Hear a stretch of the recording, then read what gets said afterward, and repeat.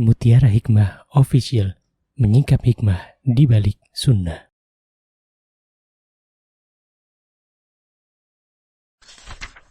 Salurkan donasi terbaik Anda untuk mendukung dakwah Mutiara Hikmah Official. Mau haji yang gak pakai antri? Daftar sekarang, insya Allah 2024 berangkat. Gratis keberangkatan umroh sebelum haji. Dibersamai oleh Ustadz Hanan Yasir dan juga Ustazah Imro'atul Azizah. Buruan daftar sekarang juga, sebelum harga naik.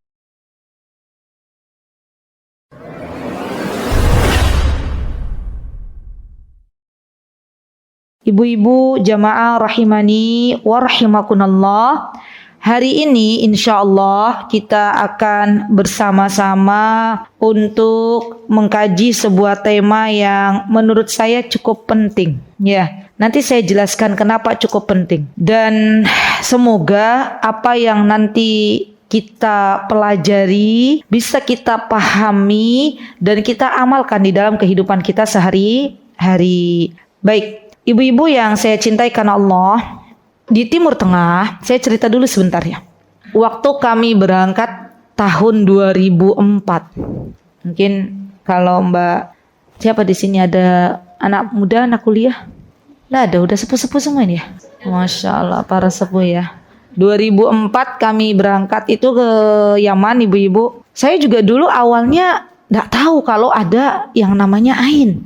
Dan saya masih ingat betul waktu kami belajar di sana itu sering sekali kita itu diminta untuk berwudu. Ya, dulu awal-awal saya bingung kenapa kita suruh berwudu dan di bawahnya itu ada ember yang tahu nadahin, apa sih bahasa Indonesianya ya? Nadahin tau Bu?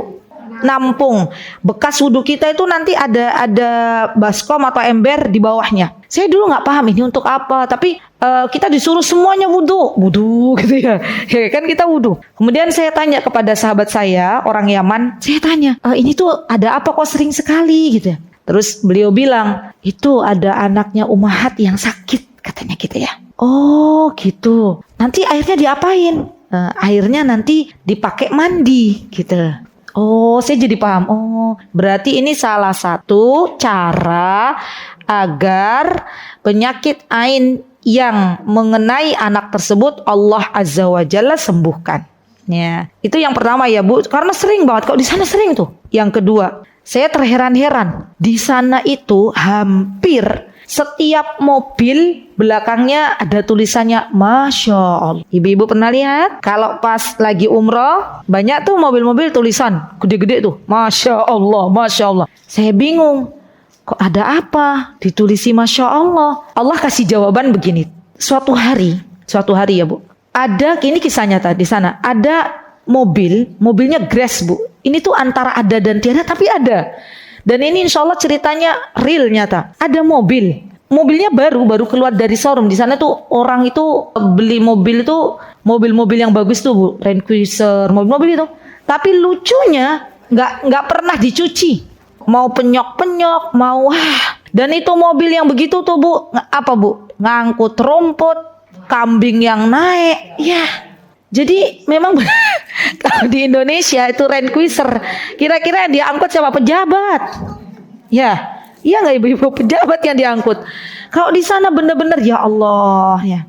Jadi ini menunjukkan bahwa mereka itu tidak sebegitunya kepada dunia ya. Nah, lanjut lagi ya Bu. Mobil ini Bu, baru tiba-tiba mobil ini berhenti, mati. Padahal baru. Salah satu orang yang ada di tempat kami belajar tuh paham bahwa ada fulan. Jadi terkenal nih fulan ini. Fulan ini terkenal dia itu suka nyanjung orang. Jadi memang ada tipe orang begitu. Nyanjung orang. Oh, mobilmu bagus, kamu bagus, ganteng misalnya. Tapi nggak mau bilang Masya Allah. Sampai terkenal orang ini di kalangan kami para pelajar. Ada tuh bapak-bapak. Terus kata yang di tempat kami, oh pantesan mobil ini berhenti karena ada fulan. Mesti kamu tadi takjub kan ke mobilnya kan, gitu ya. Ayo bilang Masya Allah, nggak mau dia. Betul. Ayo bilang Masya Allah, Barakallah, Masya Allah, nggak mau. Sampai akhirnya diancam sama teman-teman tuh kan, dari berbagai macam tempat ya. Ada yang dari kalangan kayak macam Amerika, orang-orang barat tuh kan rodo-rodo tegas ya. Mereka bilang gini, kalau kamu nggak bilang Masya Allah Barakallah, saya guyur dengan air gitu ya. Ketakutan, bilang Masya Allah Barakallah. Itu mobil yang awalnya nggak bisa starter, ya, setelah beliau bilang Masya Allah Barakallah, bisa di starter lagi. Jadi gimana ya Bu? Itu tuh benar, memang ain itu pertama mengenai orang yang bernyawa dan kepada benda mati, dan itu real adanya. Kemudian kisah yang ketiga ini ya Bu, saya berikan dulu kisah ini karena itu yang kami pernah alami.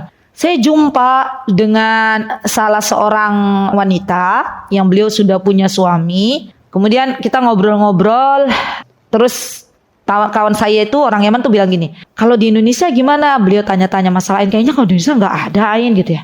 Terus beliau bilang gini, suami saya itu, beliau cerita, awalnya jalannya biasa, tiba-tiba dulu waktu kecil itu ada yang nengok, terus ya namanya anak kecil ya Bu, gemesin kan Bu, apalagi nenek-nenek kalau lihat cucunya gemoy, gemuk, wah udah, oh kamu gitu ya, lucu banget gitu kan ya Bu ya. Itu pas ada orang yang nengok gitu ya, ada yang berkunjung, tiba-tiba orangnya pulang langsung lumpuh. Dan itu real terjadi. Dampaknya itu kalau ain tuh kadang langsung, ya terasa langsung. Kemudian ada lagi kisah lagi bahwa kalau ibu-ibu tahu kalau orang Arab itu kalau pas keluar rapet ya, pakai abaya, pakai niqab. Tapi pas kalau ada acara walimah yang memang itu kumpul para akhwat, tuh biasanya mereka pada pakai gaun pesta dan nun sewu udah nggak pakai kerudung, itu udah dibuka. Iya, rambutnya kan Masya Allah bagus-bagus gitu ya, kriwil-kriwil, terus warna-warni, tapi nggak ada yang hitam, coklat, ya macam-macam lah ya warnanya. Nah itu ada kisah waktu itu habis walimah gitu Bu, tiba-tiba ada satu wanita itu yang dia mengeluh kepalanya sakit, rambutnya rontok ya, dan itu terjadi real ya. Jadi benar kata Ummu Ali, ain itu ada tapi kadang kita nggak percaya, dan itu real ada ya. Nah yuk kita belajar bareng-bareng apa sih ain sebenarnya. Sampai mungkin ibu-ibu pernah nggak lihat kalau pas lagi umroh ada nenek-nenek aja ketakutan tuh, mukanya tuh dicoret-coret. Pernah lihat nggak? Iya, saya kemarin jumpa juga di Mekah itu. Jadi memang dicoret-coret kayak pakai areng pakai pakai celak, dicoret-coret mukanya, seret-seret gitu, coret-coret, coreng-coreng. Itu ternyata di antara tujuan mereka nyoret-nyoret muka itu bukan untuk mencari sensasi, bukan. Iya, bukan biar ada yang nyuting terus diviralkan, bukan. Ternyata mereka itu takut kalau ada orang yang hasad nanti terkena ain gitu.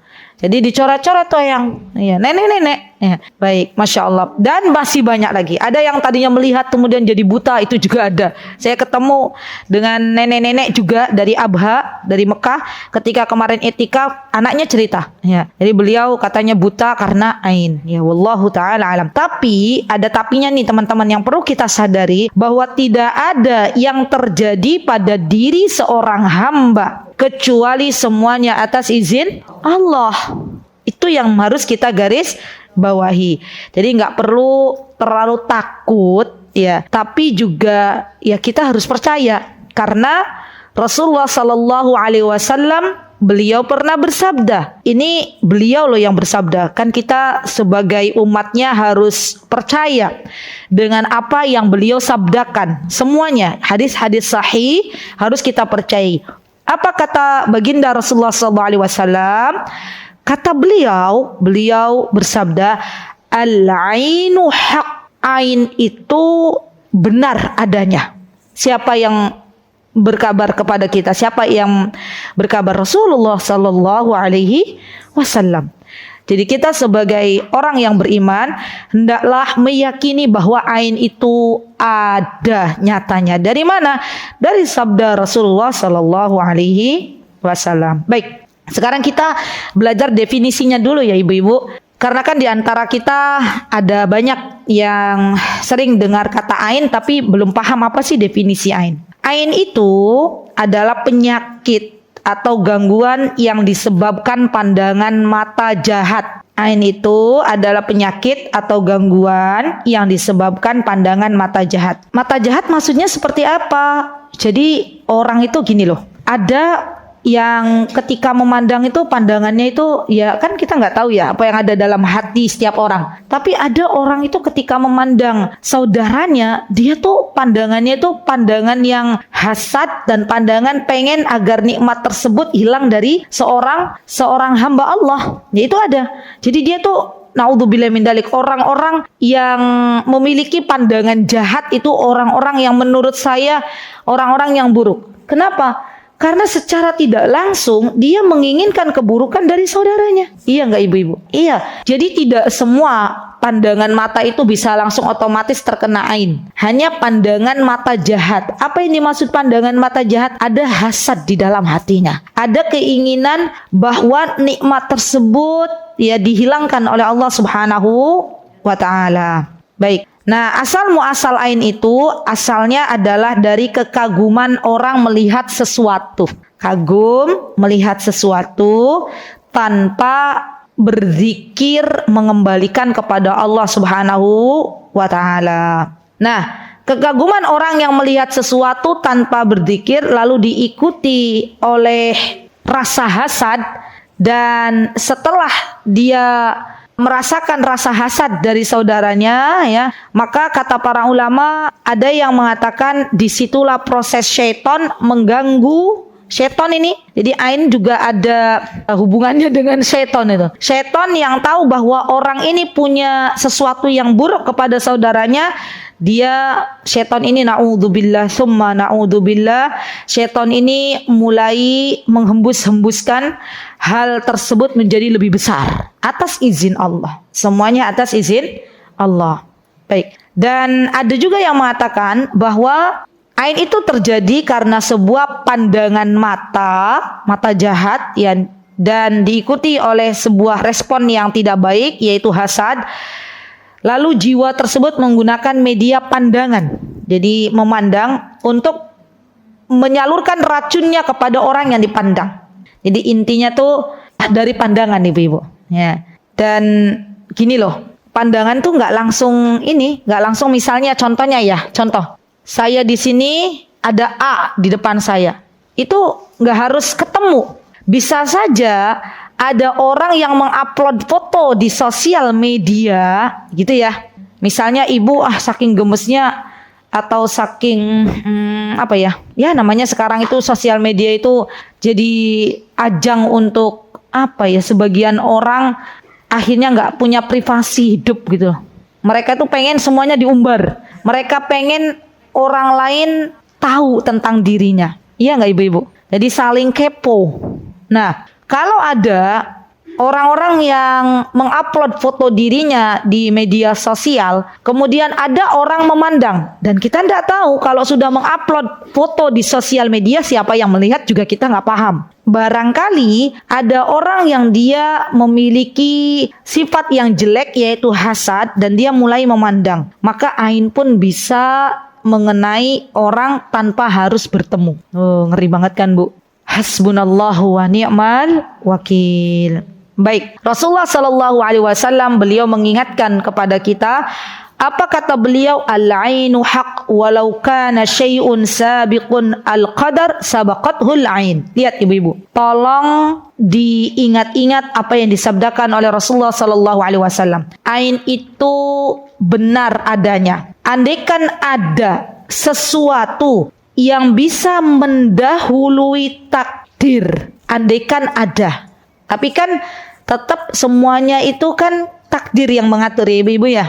Maka sungguh ain bisa mendahului takdir, kata Rasulullah SAW. Sekali lagi, ain itu kata Rasulullah SAW benar-benar nyata, benar-benar ada. Seandainya ada sesuatu yang bisa mendahului takdir, maka ain itu bisa mendahului takdir.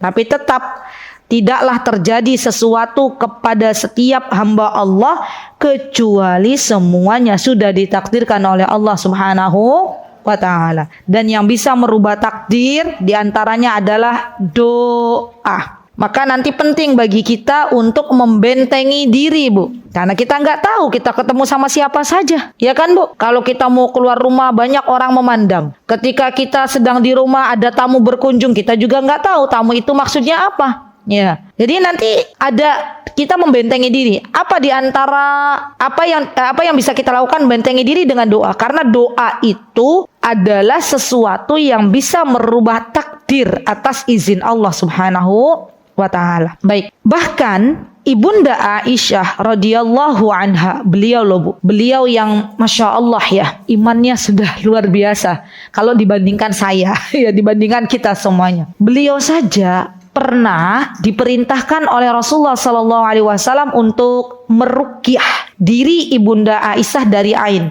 Ibu-ibu tahu Ibunda Aisyah itu kan termasuk Masya Allah ya, radhiyallahu anha, semoga Allah meridhai beliau, termasuk punya paras yang putih kalau kita baca di sirah, ya enggak? Humairah punya paras yang cantik. Maka tidak heran ketika Rasulullah SAW memerintahkan Ibunda Aisyah untuk meruqyah dirinya sendiri. Lihat, jadi ruqyah itu asal muasalnya adalah meruqyah diri kita sendiri sebelum kita meminta orang lain untuk meruqyah. Kenapa? Karena besok ada orang-orang yang masuk surga tanpa hisab dengan syarat dia tidak meminta ruqyah kepada orang lain. Jadi gimana? Jadi sikap kita ibu-ibu, kalau kita bisa meruqyah diri sendiri itu jauh lebih baik. Kalau kita lihat ada orang sakit, maka sebelum dia meminta kita untuk meruqyah, ada inisiatif dari kita, izin untuk meruqyah. Saya ruqyah boleh, tapi izin dulu. Jangan ibu-ibu ada orang sakit ya, dan ruqyah itu bukan hanya untuk kesurupan. Kan selama ini kayaknya kalau ruqyah tuh dihubung-hubungkan dengan kesurupan ya, Bu. Untuk sakit biasa juga bisa. Sebelum mereka orang-orang sakit meminta kepada kita untuk diruqyah, kita yang izin terlebih dahulu. Maaf ya Mbak, boleh nggak saya meruqyah panjenengan? Oh iya, boleh. Ya, jangan kita datang-datang langsung nempel gitu ya. A'udzu bikalimati mati min syarri ma khalaq. Bismillahirrahmanirrahim. Min kulli syai'in yu'dzi min kulli 'ainin hasidin. Nanti kaget gitu. Kenapa, emang ada apa dengan saya gitu ya. Baik, jadi izin dulu. Kemudian ini nih, ya Allah ini ngeri banget ya. Rasulullah SAW juga pernah beliau mengingatkan kita, kata beliau, aktsaru man yamutu ba'da qada'illahi wa qadarihi bil 'ain. Lihat ibu-ibu, sebab paling banyak yang menyebabkan kematian pada umatku. Rasulullah bilang, apa penyebab paling banyak ibu-ibu setelah qada dan takdir dari Allah? Adalah ain. Oh gitu ya Ustazah, jadi ain itu mengerikan. Iya, ain itu mengerikan. Hanya kita orang Indonesia aja kalau sakit kita dikit-dikit Pak Dokter, sakit dikit-dikit apa Bu? Obat ya. Jadi kita tuh lebih apa ya, jadi gini loh, mindset kita itu kalau sakit langsung carinya instan, langsung cari yang enggak apa-apa. Emang enggak boleh? Boleh. Kalau orang Arab ini bedanya ya. Kalau sakit, yang mereka lakukan tuh nggak langsung berangkat ke dokter, diruqyah dulu diri sendiri. Mana tempat sakitnya, tempat yang sakit, kemudian diruqyah. Bismillah. Kemudian a'udzu bi'izzatillahi wa qudratihi min syarri ma ajidu wa hadir. A'udzu bi'izzatillahi wa qudratihi min syarri ma ajidu wa hadir. Atau ruqyah untuk ain. Bismillahi urqini min kulli syai'in yu'dzini wa min kulli ainin hasidin Allah yashwini. Sudah baca doa? Orang Arab tuh gitu. Nanti dia keluar sedekah Bu. Sedekah pulang sedekah ya, hilang penyakit. Memang bisa Ustazah sedekah buat obat? Bisa. Siapa yang berkata sedekah bisa buat obat? Rasulullah sallallahu alaihi wasallam. Beliau pernah bersabda, hadawu bis sadaqah. Berobatlah kalian dengan sedekah. Ya, baik, kita lanjut. Jadi ternyata banyak orang meninggal dunia ya disebabkan karena ain. Tentunya semua atas takdir dan izin dari Allah Subhanahu wa ta'ala. Baik, maka dari itu Jibril alaihissalam, beliau juga pernah memerintahkan Rasulullah sallallahu alaihi wasallam untuk meruqyah. Nah, Rasulullah aja diminta untuk meruqyah loh Bu. Caranya gimana Rasulullah meruqyah diri sendiri? Beliau diperintahkan untuk membaca surah Al-Falaq. Jadi surah Al-Falaq itu ibu-ibu adalah surah yang bisa dipakai untuk meruqyah. dan diawali dengan isti'adah. Isti'adah itu apa? Bacaan a'udzu billahi minasyaitonir rajim. Kan dalam surah Al-Falaq itu ada kan? Apa coba? Ibu-ibu coba dibuka surah Al-Falaqnya. Ayo dibaca, dibuka dulu. Dibuka. Sudah? Coba dibaca bareng-bareng. Ta'awud dulu. Nanti ada wa min syarri hasidin idza hasad. Dibaca dari awal. Oh ya, bareng-bareng. Ayo ta'awud ibu-ibu. 1, 2, 3. A'udzu billahi minasyaitonir rajim. Bismillahirrahmanirrahim. Qul a'udzu birabbil falaq min syarri ma khalaq wa min syarri ghasiqin idza waqab wa min syarri naffasati fil 'uqad wa min syarri hasidin idza hasad. Masya Allah, barakallahu fikunna ibu-ibu. Wa min syarri hasidin idza hasad. Ya, kita berlindung kepada Allah dari orang-orang yang memiliki hasad. Hasad tuh ngeri loh Bu. Hasad tuh ngeri. Apa arti hasad tuh? Iri, dengki. Apa lagi? Apa teman-teman ya? Iri, dengki. Apa ya? Serai. Ya itulah bahasa-bahasanya. Intinya kan sebenarnya dalam Islam itu harusnya kita itu menginginkan kebaikan untuk saudara kita sebagaimana kita pun menginginkan kebaikan untuk diri kita. Nggih mboten? Nggih. Kemudian ibu-ibu, jadi sekarang kita paham nih bahwa ternyata ain itu benar adanya. Siapa yang mengabarkan? Rasulullah Shallallahu Alaihi Wasallam. Nah, di antara cara, ibu-ibu tadi kan saya lupa ya, saya tadi kan cerita bahwa di antara cara untuk sembuh dari ain itu tadi wudu, kemudian diguyur, gitu ya, atau buat pakai mandi sembuh. Ternyata ini tuh ada dalilnya ibu-ibu. Jadi dulu pada zaman Rasulullah Shallallahu Alaihi Wasallam masih hidup itu sudah ada ain. Ya, ada namanya Abu Umamah. Abu Umamah itu seorang sahabat. Beliau ketika itu melihat ayahanda beliau yang bernama Sahal bin Hanif ketika itu sedang mandi. Kalau dulu ibu-ibu zaman dulu tuh tempat mandinya sedikit terbuka. Jadi nggak seperti sekarang kayak tertutup gitu ya. Jadi dulu biasanya para sahabat karena tahu apa sih kalau zaman dulu jamban apa namanya ibu ya? Apa namanya? Di Indonesia juga ada kan sebelum ada pertoiletan. Ada kayak tempat mandi tapi terbuka sedikit atau mandi di kali gitu kan ya. Nah itu dulu Sahal tuh aurat laki-lakinya kan antara lutut dan pusar tertutup, cuman bagian atasnya yang terbuka. Jadi kayak pakai sarung gitu modelnya. Ya. Nah waktu beliau mandi ibu-ibu di sebuah tempat yang sedikit terbuka itu ada seseorang yang bernama Amir bin Rabi'ah. Apa yang diucapkan oleh Amir? Kata Amir, wah Sahal kulitmu tuh putih banget gitu ya. Ngalahin gadis wanita gitu, kulitnya putih banget. Apa yang terjadi ibu-ibu? Setelah Amir bilang begitu ke Sahal, seketika di tempat Sahal pingsan, sakit, jatuh sakit, sudah dari perkataannya. Jadi di antara ciri ain itu cepet banget, responnya tuh cepet pakai banget. Langsung dibawa ke mana? Ke rumahnya. Dan waktu itu Rasulullah SAW mencari Sahal. Mana Sahal? Mau diajak pergi bareng Rasulullah. Ketika Rasulullah bertanya, ya Abu Umamah jawab. Abu Umamah bilang bahwa ayahnya lagi sakit gitu. Masya Allah ya ibu-ibu, Rasulullah tuh Masya Allah ya teladan bagi kita semuanya. Walaupun beliau itu kepala negara, tapi beliau nggak gengsi tuh nengok orang yang sakit. Ya, beliau nggak ada rasa nanti jadi rendah kalau nengok umatnya, nggak ada. Ya. Jadi begitulah seorang pemimpin harusnya. Seorang pemimpin itu kalau ada yang sakit ya ditengok. Kenapa? Karena di situ ada fadilahnya.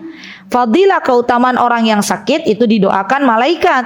Dan fadilah atau keutamaan tersebut kembali kepada diri kita. Nah, ketika Rasulullah SAW menengok Sahal bin Hanif, maka beliau bercerita bahwa kemarin tuh gini kejadiannya. Akhirnya karena tahu Amir bin Rabi'ah yang berkata kepada Sahal bin Hanif, dipanggillah Amir bin Rabi'ah. Rasulullah menyuruh Amir bin Rabi'ah berwudu dan bekas air wudunya jangan dibuang. mandi, ya Sahal pakai bekas air wudhu Amir bin Rabi'ah. Sahal mandi langsung sehat, Bu.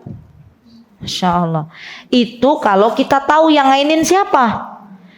Tapi kan kadang kita nggak paham. Apa yo ibu-ibu, misalnya nih ada orang kena ain, terus mohon maaf, tolong berkata jujur. Siapa yang kemarin ngainin anak saya? Gitu kan nggak ada yang ngaku. Ya. Rahasia kata Eyang. Nah kalau misalnya kita nggak tahu siapa yang ngainin, semuanya wudhu, ya semuanya wudhu. Dan bagi yang disuruh wudhu itu nggak usah bilang gini, nggak usah bilang aku nggak kok, saya astagfirullah demi Allah saya tuh nggak ngainin, enggak, udah wudhu aja gitu ya. Kan kadang ada ya merasa tertuduh gitu ya. Kan semuanya disuruh wudhu, semuanya wudhu gitu ya. Itu cara kedua ya. Jadi kalau misalnya tahu fulan yang ngainin, fulan yang ngainin, minta langsung. Tapi kalau nggak tahu semuanya yang memang kayaknya di tempat ini, karena kan tuh cepat ya, responnya cepat, berarti minta ke semuanya. Gitu ya Bu ya. Jadi di Indonesia tuh pernah nggak sih ibu-ibu diminta wudhu gitu? Enggak. Alhamdulillah, berarti aman ya. Aman atau mungkin kita yang terlalu cuek? Iya, kan? Pulang dari pengajian kok tiba-tiba ada sesuatu yang ini ya, ada sesuatu yang nggak enak ya. Ibu-ibu langsung biasanya perginya ke Sarjito ya nggak ibu-ibu? Nah, kalau dipikir-pikir mungkin kena ain gitu ya. Tapi kan langsung responnya ke dokter gitu ya, Masya Allah. Ya baik. Semoga jamaah di MPB senantiasa dijaga oleh Allah Subhanahu Wa Taala. Saya berbaik sangka, insya Allah jamaah di sini semuanya baik-baik semua, Masya Allah. Baik. Di dalam Al-Quran, surah Al-Kahfi, ibu-ibu boleh dilihat ayat 39, Allah Subhanahu Wa Taala berfirman. Apa kata Allah Subhanahu Wa Taala? Allah berfirman, A'udzubillahi minasyaitonir rajim. Walaula idh dakhalta jannataka qulta ma sya'allahu la quwwata illa billah. In tarani ana aqalla minka malau wa walada. Lihat.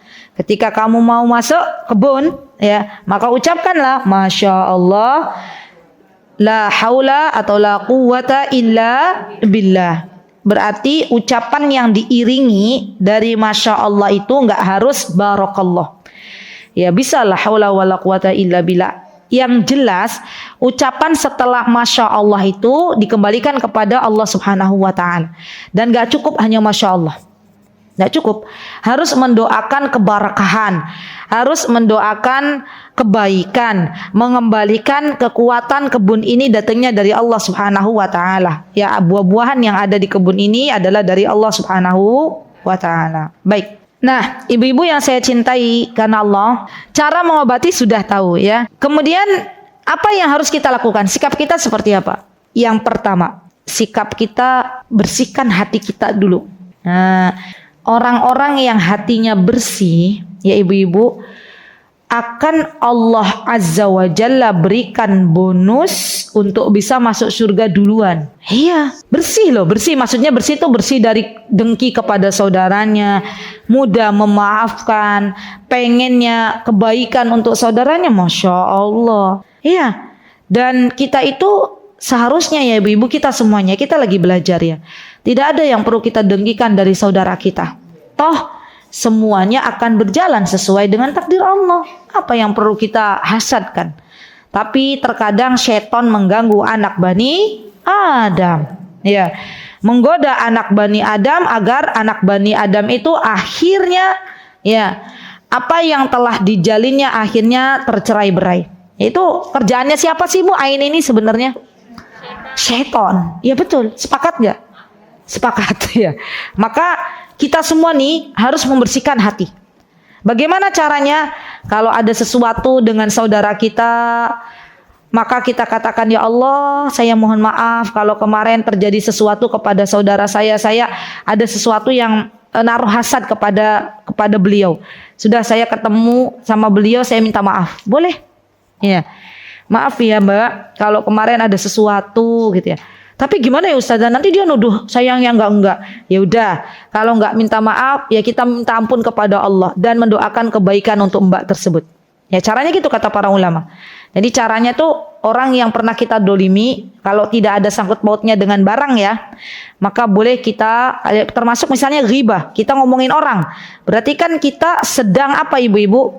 Sedang menyakiti saudara kita. Ya, caranya ada dua, kita minta maaf langsung, atau kalau tidak minta maaf langsung, kita doakan kebaikan untuk saudara kita. Sepakat ya ibu-ibu ya? Sudah. Yang kedua, apa yang bisa kita lakukan untuk membentengi diri kita dari yang namanya hasad atau dari yang namanya ain? Yang kedua, sering-sering meruqyah diri sendiri. Sering-sering meruqyah diri sendiri. Caranya bagaimana? Ada doanya. Doanya diantaranya yang telah dijelaskan oleh Rasulullah SAW. Bismillahi urqini. Yo ibu-ibu yuk, kita ruqyah tapi sendiri-sendiri ya. Ini bukan ruqyah masal, bukan. Ya. Saya baca, ibu-ibu ikuti. Bismillah. Urqini. Min kulli syai'in yu'dhini wa min kulli ainin hasidin Allah yashfini. Atau ibu-ibu kalau mau anak-anaknya berangkat sekolah atau mau keluar rumah, kita sebagai seorang ibu bisa meruqyah anak-anak kita. Dan ini yang biasanya dilakukan oleh Rasulullah Sallallahu Alaihi Wasallam ketika beliau meruqyah cucu-cucu beliau. Apa doanya? Beliau meruqyah cucu beliau yang bernama Hasan dan Husain dengan sebuah doa. Doanya u'idzukuma, karena berdua. Kalau anaknya ibu-ibu laki-laki satu, u'idzuka. U'idzuka. Tak tulis po ibu-ibu? Kirim ke Bureni, Bu? Yaudah, dikirim di grup Ummu Ali, tolong diingatkan. Yang kalimatnya gini. U'idzuka bi kalimatillahi tammati min kulli syai'in yu'dhi u'idzuka bi kalimatillahi tammati min kulli syai'in yu'dhi wa min kulli 'ainin hasidin Allah yashfi. Ya. Atau u'idzuka bi kalimatillahi tammati min syarri ma khalaq. Itu juga bisa. Ya. Baik. Nanti bisa di-share Ummu Ali. Nanti Ummu Ali insyaallah yang share ya. Baik. Kemudian ibu-ibu, atau ini, yang ini, a'udzu bikalimatillahi tammati min kulli syaitonin wa hamatin wa min kulli ainin lamah. Ya itu juga bisa. Sudah Ummu Ali? Ada beberapa. Wa'idzuka bikalimatillahi tammati min kulli syai'in min syarri ma khalaq apa? Kalau dibaca 7 kali untuk penyakit bismillah a'udzu bi'izzatillahi wa qudratihi min syarri ma ajidu wa hadir. Itu untuk menghilangkan penyakit yang ada dalam badan. Yang doanya Rasulullah SAW untuk Hasan dan Husain. Ketemu enggak? U'idzukuma bi kalimatillahi tammati min kulli syaitanin wa hamatin wa min kulli ainin lamah. Atau ibu-ibu kalau kita mau meruqyah sendiri, tulisannya gini. A'udzu, ya dibaca dulu. A'udzu bi kalimatillahi tammah. Kepanjangan enggak? Jangan cepet-cepet. Tammah gitu ya. Bi kalimatillahi. Ya. Bi kalimatillahi. Tammah. Min kulli syaitanin. Wahamah wa min kulli ainin lamah. Masya Allah. Udah hafal? Belum ya. Ya nanti mualiyah ditulis. Yang itu jadi ada berapa itu? Ada 3 ya. Kemudian sikap kita, yang keberapa sikap kita? Berarti kita bisa meruqyah diri sendiri, bisa ya, atau meruqyah orang lain. Yang ketiga ibu-ibu, sikap kita kalau kita melihat sesuatu yang takjub, baik itu yang kita lihat adalah benda hidup maupun benda mati, jangan lupa mengucapkan Masya Allah dan doakan keberkahan untuk sesuatu yang kita pandang. Masya Allah, Allah yubarik fik atau barakallahu fik. Masya Allah, la haula wa la quwata illa billah. Itu juga boleh. Masya Allah, barakallahu fik itu insya Allah yang paling simpel ya. Dan lebih mudah. Sampun? Baik. Yang keempat sudah ya. Tadi yang keberapa? Yang ketiga. Yang keempat, ya. Apa sikap kita kalau mau keluar rumah baca doa? Biar dilindungi oleh Allah, biar dijaga oleh Allah. Doanya apa ibu-ibu?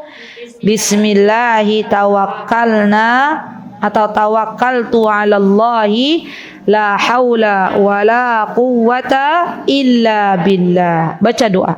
Ya. Orang yang baca doa itu dijaga oleh Allah Subhanahu wa taala. Yang kelima, ibu-ibu, jangan bermudah-mudahan untuk men-share sesuatu di halayak ramai. Yang utama adalah kebahagiaan mungkin dalam sebuah rumah tangga atau dalam misalnya dalam dirinya atau yang lainnya ya, karena kita tidak tahu apa yang terjadi dengan orang-orang di sekitar kita ya. Jadi ceritanya gini loh Bu, ini kisah nyata ada seorang istri yang dia itu suka nulis di media sosial tentang bagaimana kehidupan beliau dengan suaminya. Jadi beliau bilang gini, suamiku tuh orangnya tuh romantis, suamiku tuh orangnya pengertian ya. Beliaunya sendiri nggak bilang Masya Allah, enggak. Apalagi orang-orang yang komentar. Dan suatu hari terdengarlah kabar bahwa orang ini yang biasa nge-share tentang suaminya itu bercerai dengan suaminya. Faktornya apa? Ya karena dia suka mengumbar kebahagiaan dirinya dengan suaminya. Jadi eyang-eyang, alhamdulillah kalau eyang-eyang ya sebagian sudah eyang-eyang sudah pasangannya sudah mendahului ya. Jadi alhamdulillah, maksud saya beliau ini waktu masih ada pasangannya sosial medianya nggak sekencang hari ini gitu loh. Bisa dibayangkan enggak? Kalau sosial media itu sudah ada dari zaman dulu, sudah kencang mesti tuh eyang-eyang lagi sepedaan sama mbah kakungnya dipoto jepret gitu nggak? Zaman sekarang aja ada kok ibu. Saya lihat ada eyang-eyang tuh lagi lagi makan bareng suaminya, jepret upload gitu ya. Lagi sepedaan berdua, jepret, upload. Lagi suap-suapan, jepret, upload. Ya Allah. Ya. Itu tuh kalau kita pikir-pikir madorotnya jauh lebih banyak. Ya, madorotnya jauh lebih banyak. Baik, kemudian yang kelima adalah jangan lupa membentengi diri kita dengan zikir pagi dan petang. Ngeri tuh. Penting. Jangan lupa membentengi diri kita dengan zikir pagi dan petang. Ibu-ibu sudah tahu belum zikir pagi dan petang itu yang seperti apa? Zikir pagi dan petang itu diawali dengan ayat kursi. Bu Bagot bawa bukunya? Yang mana coba Bu, diangkat Bu. Apa tulisannya di situ Bu? Enggak, itu sampulnya. Sampul bukunya. Tulisannya apa? Ayat-ayat Al-Quran dan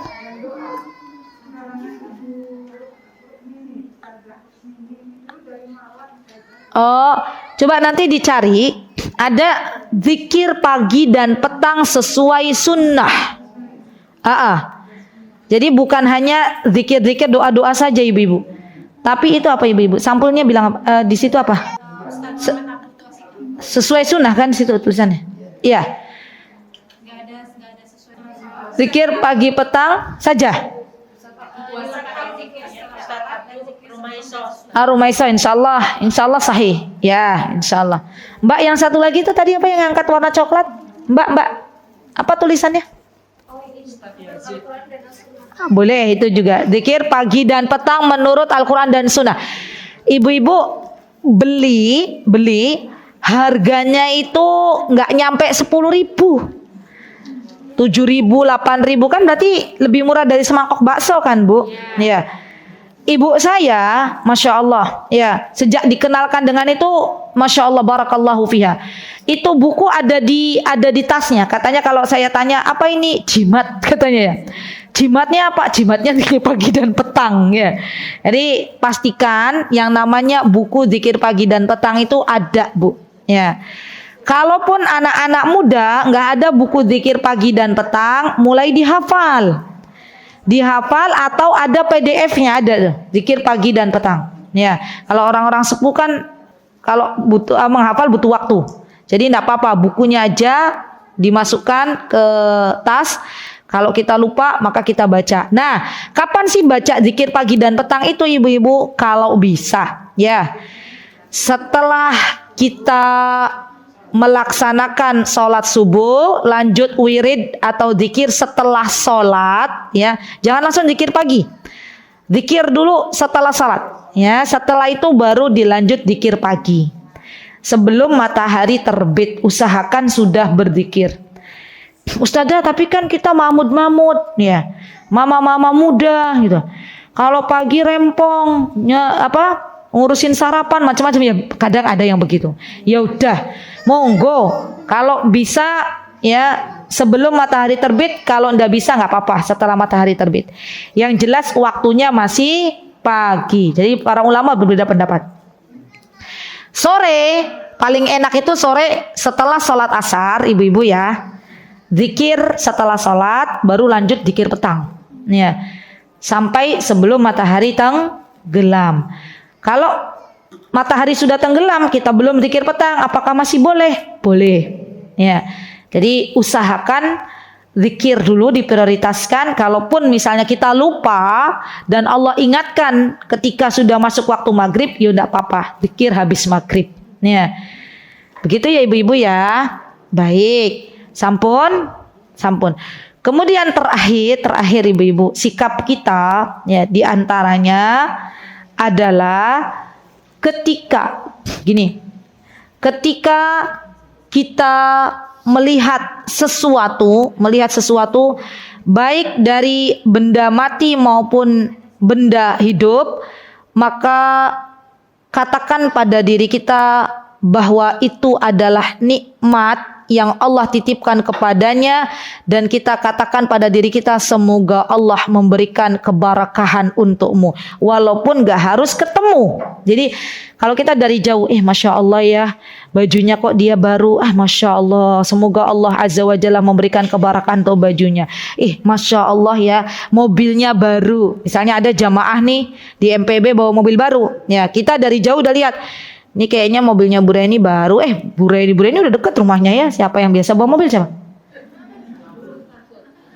Bu Bagot bawa mobil ya? Ya. Biasanya bawa mobil mini ya Bu ya. Tiba-tiba bawa mobil besar gitu ya. Nah kita lihat, Ibu Bagot tuh mobilnya besar ya. Kita nggak ketemu sama ibu ya. Kita doain aja, masya Allah, semoga Allah berikan keberkahan untuk mobil beliau. Sudah, ya selesai. Masya Allah, gitu ya ibu-ibu ya. Jadi kita tuh benar-benar pengen kebaikan lah untuk saudara kita. Baik, insya Allah cukup. Nanti disusul dengan tanya jawab. Tadi sepertinya Eyang juga sudah mau tanya.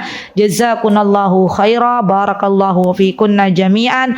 Kalaulah ada kebenaran datangnya tentu dari Allah. Kalaulah ada kesalahan saya mohon maaf yang sebesar-besarnya. Aqulu qouli hadza wastaghfirullah li wa lakum wa akhiru da'wana anil hamdulillahi rabbil alamin. Wassalamualaikum warahmatullahi wabarakatuh. Mutiara Hikmah Official, menyingkap hikmah di balik sunnah.